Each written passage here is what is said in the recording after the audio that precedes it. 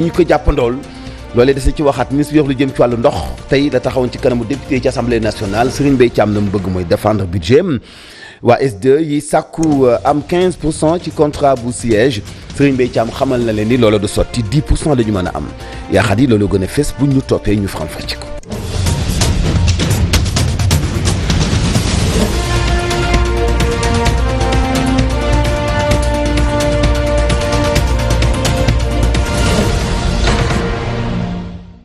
ñu dooree xibaar yi ak conférence internationale bi ñu jagleel wàllub développement durable ak itam dette soutenable ñu daal di koy ubbi ni ki tey njiitu réew mi président Macky Sall daal di yëkkati ay kaddu jëmale ko ci réewub Afrique yi di leen xamal ni dañoo war a gën a sóob seen loxo ci njàng meek njàngale mi bu ko defee ñu daal di am ressources humaines boo xamante ni dafay mucc ayib. dafay mucc ayib boole ci itam main d'œuvre bu dëgër fii ak 2050 Afrique mooy nekk daanaka continent bi nga xam mooy ëpp doole ci wàllu main d'œuvre te loolee du def lu du gën a tabaxat développement wu dellu Afrique. ñu teewlu kàddu yi président Macky Sall. L'Afrique est un exemple illustratif. D'ici 2050. fii ak 2050 askanu diwaanu Afrique dana doublé ba weesu ñaari milliards doomu aadama tey jii mi ngi toll ci benn milliard ak ñetti téeméeri million noonee nag askan wi di doublé ci diir benn génération mooy tax Afrique mooy nekk nag sàq bu wóor ci wàll ko ñi toll ci liggéey ànd ak kattan mu nekk nag occasion ci làbbali suñuy jéego jëm ci soxaliku ci wàllu koom mel leeral ne occasion laa wax ndax ngir xayma yooyeeg ci wàllu askan yi mën ñoo jariñal faw ñu investir doole investir lu bari nag ci wàllu njàng ak tàggat ngir nag ñu am ay liggéeykat yu xaraña am xam-xam taxaw ngir satisfaire li marché bi soxla ci wàllu liggéey waaye it mën a jël seeni pexe sos ay activités yu mën a jur liggéey ak alal. Des activités génératrices d'emploi et de richesse. bi di conférence réewub Sénégal moom moo ko organisé waaye lëkkaloo ci ak waa FMI mi nga xamante ni ki leen fi teewaloon moo di seen directrice bu yees di Kristalina Georgieva waaye itam waa Nations Unies ñoom itam ki leen fi teewal di seen vice secrétaire général di Amina Mohamed bokkoon na ci itam ñi ko teewee cercle économiste yi waaye itam nemmeeku nañu ci ay njiitu réew yu ci mel ni bu Côte d'Ivoire bu Niger bu Bénin ak bu Togo Mansour. bu Mali itam ki nga fa représenté mooy premier ministre am nga xamante ni bii nag am na juróom benn thème yoo xamante ni fu tënku ci wàllu ay financement ak itam infrastructure ak lépp loo xam ne mun nañu ko taxawal ngir yokk développement ci déndu Afrique bi ubbi ay buntu itam ci wàllu investissement ak li nga xam ni moo di ak yokkute ak secteur privé yi nga xam ñoo nekk ci réew bu mu mën di doon muy bis bu am solo te riche lool ci wàllu xalaat. ñu wax ci wàllub yoon mu ñeel Guy Marius Sagna ak ñoñam ñi nga xamante ne dañu leen a teg loxo aljuma bi ñu weesu ginnaaw bu ñu doon manifester njëgu courant bi nga xamante ni dañu ko yokk li ni mel amoon ca grille bu palais de la République ñoom ñi leen nag am nañu li ñu dippee retour de parquet. donte woon ni nag ci ngoon gi la ñu daal di mujj ñu defeere leen au parquet nga xamante ni bii nag dajewuñu sax naam ak procureur waaye seen avocat di maître Moussa Sarr la muy tiit moom moo di ni ay mandat de dépôt yu ñuy ubbee ay information judiciaire mooy li ko ci xaw a tiital ni mun na cee am ñu teewlu ko ak Younoussa Baldé. nawuñu ak procureur parce que dafa am lu ñuy wax retour de parquet mooy dañuy dellu commissariat central foofu la ñuy fanaan ba suba ñu delloo si leen mais lu ni mel boo ko gisee li ci ëpp mooy dañu war a ubbi lu ñuy wax information judiciaire mooy dañuy ubbi dossier bi dénk ko juge d'instruction te li ci gën a bari surtout ci li ñu leen tuumal parce que ba ñu nekkee police ñu leen di déglu man ak ñoom lañ leen tuumaloon am na leneen lu ci yokk kon njortu nañ ne dañuy ubbi information judiciaire te boo deful ndànk dañ leen di placer sous mandat de dépôt. tuuma yi ci yokku moo di ne am na lu ñuy wax acte de nature à compromettre la sécurité publique, à occasionner des troubles politiques graves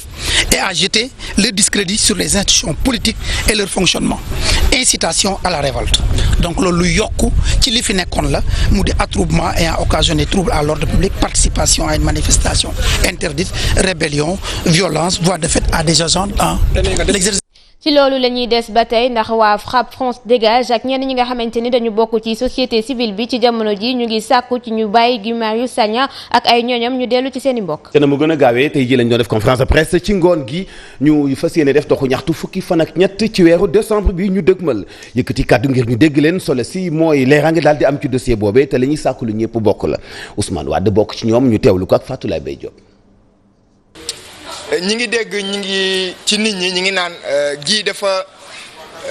amoon ay xët-xët ak ki nga xam ne moom mooy agent de l'État bi et que gis nañ ne vidéo yi nga xamante ni ñoom ñooy wër gi deful lenn au contraire moom mooy ki nga xamante ni moom lañ doon sonal dugal nañ ay lettres d'information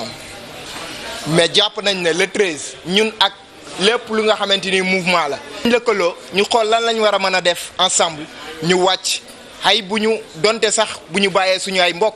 du tere dinañ nam amal loolu nga xamante ni namm nañ ko. li ñuy soxla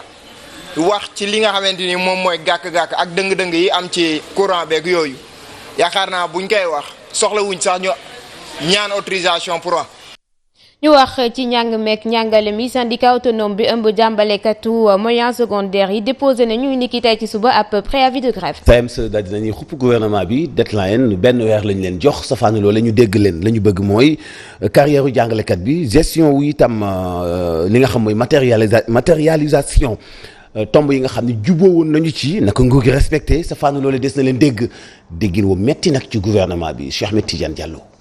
jàngalekat yi nekk ci syndicat des enseignants du moyen secondaire du Sénégal ñu koy woowee SAEMS déposé nañu benn préavis de grève ngir alerter nguur gi ci protocole d'accord yi ñu xaatimoon. li nga xam ne yoon moo ñu ko may ñu war ko déposer pour yëglu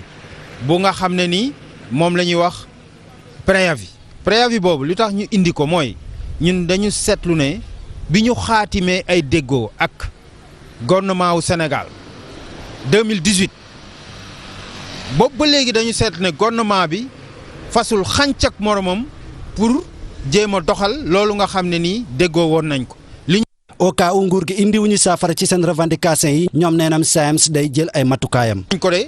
xam naa ne xëy na jàmm am ci école bi waaye bu ko gouvernement bi deful moom na ñëpp xam ne dinañ jàmmaarloo ak moom ndax tamit mënuñu quand même signer ay accord ba pare toog di seetaan. njiitu réew mi ak jëwriñ bi yor wàllum njàng mi ñu ngi leen di interpeller ci situation bi ñoom sax dañoo bëgg kilifa yi woote waxtaan ngir ñu mun a matérialiser seen revendication yi. bu syndicat yi déposé daf leen war a woo ci table bi ñu waxtaan. ngeen li ñu loi may tamit mooy ñu dérouler ay plan d'action te SAEMS dana ko def incha allah. waaye SAEMS ñoom am nañu njort ne kilifa yi dañ ciy taxaw ngir saafara seen jafe-jafe yi ngir gréewu bañ a am ci année scolaire bi. Cheikh Ahmed Tidiane Diallo li ma ta fàttali mooy ndaje diggee woon nañu ko diggante gouvernement bi ak syndicat yi jàngalekat yi suba ak jàmm ci talaata ji mu doon nag syndicat yi gën a ëpp représentativité doon juróom benn syndicat yu seq ak gouvernement bi waxtaan xëy na solution mën cee am yaaxadi. di kon Mansour syndicat yoo xamante ne dañuy artu waaye ñi nga xamante ne ñoom ñoo nekk ci njàngale mu kawe bi ñoom dañoo sóobu ci yëf yi ndaxte syndicat unitaire et démocratique des enseignants du Sénégal enseignement supérieur ak recherche ñoom dañu namm amal ab grève àllarba gi ñu jëm. CDS ESR lañ leen di woowee la ñuy réclamer mooy ñu gaaw eggale chantier yi nga xam ni dañu ko doon ay université ak itam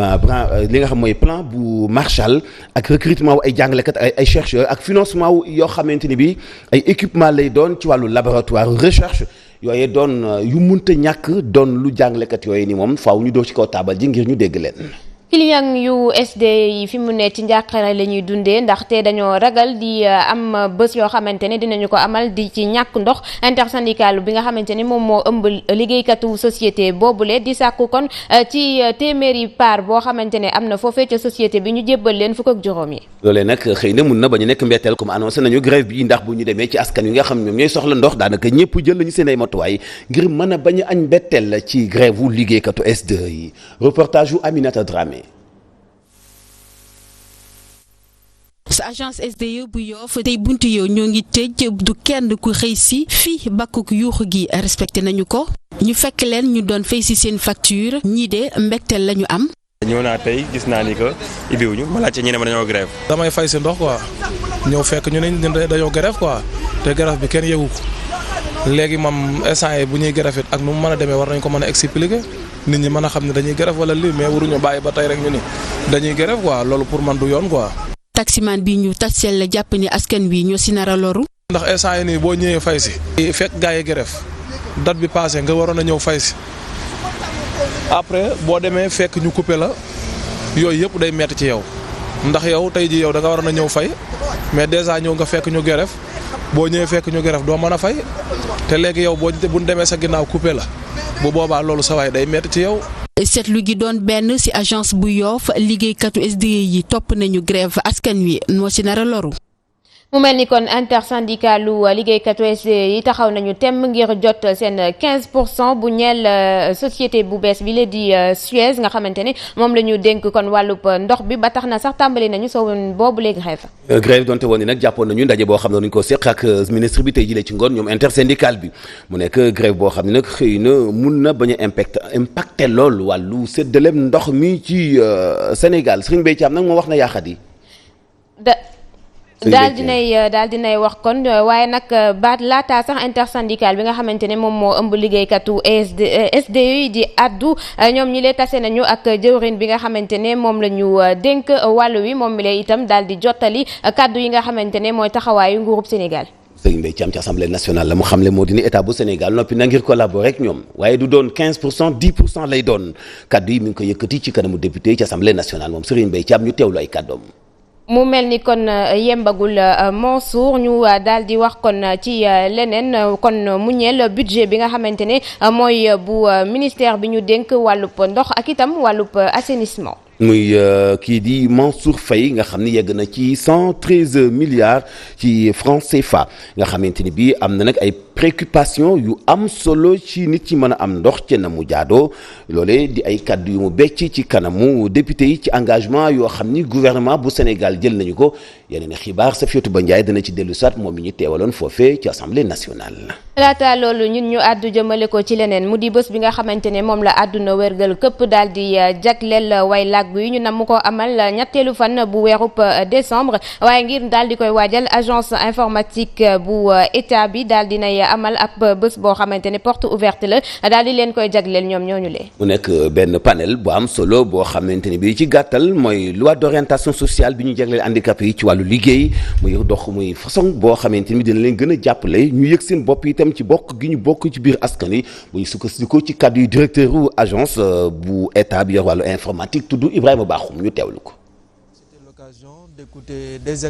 gis nañ ni sunu dëkk bi def na ay jéego ci wàllu législation am nañ nag ay jéego yu rëy tey jii nag dafa nekk loo xamante ne rek dañuy jëmal ci biir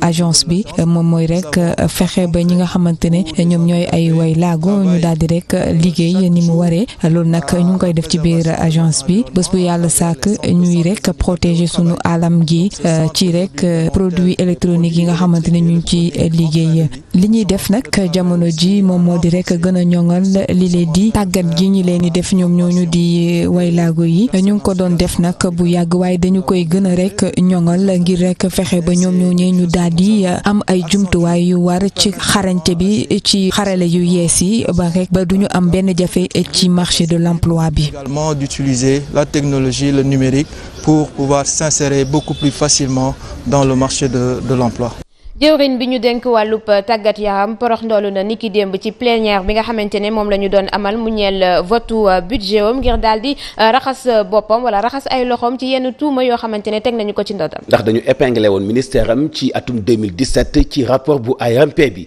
Mactar Ba weddi na kàddu ya bàyyeekoo ci boobu lépp rapport question bi samp mooy kon ku ci am dëgg ci ñoom ñaar